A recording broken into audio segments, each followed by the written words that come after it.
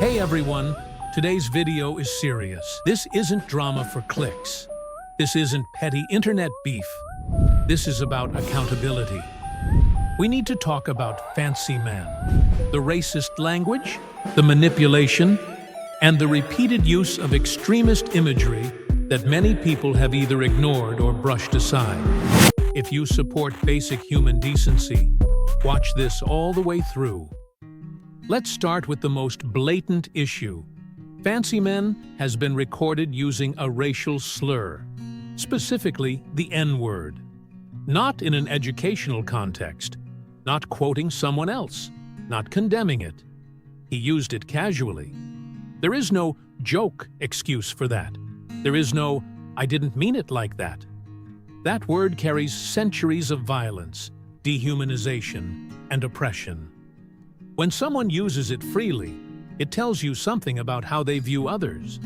And instead of issuing a clear apology and taking responsibility, what did he do? He deflected. He minimized it.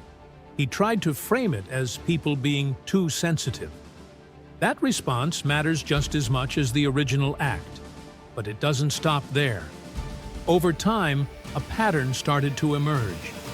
Fancyman has repeatedly manipulated people in his circle, turning friends against each other, spreading selective screenshots, and crafting narratives that benefit him while making others look unstable or dishonest. This is a classic tactic. Control the story, control the perception. When confronted, he flips the script. Suddenly, he's the victim. Suddenly, everyone else is out to get him. He thrives on confusion. He thrives on chaos. And when people question him, he labels them as haters. Manipulation isn't always loud. Sometimes it's subtle. Sometimes it's planting doubt. Sometimes it's rewriting history.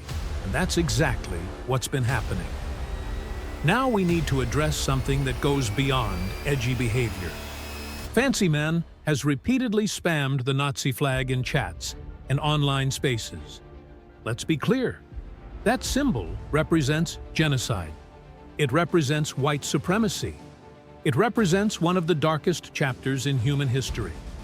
There is no irony strong enough to make that harmless. When someone repeatedly posts extremist symbols, it's not dark humor. It normalizes hate. It makes marginalized people feel unsafe. It signals alignment, or at the very least comfort, with ideologies rooted in violence.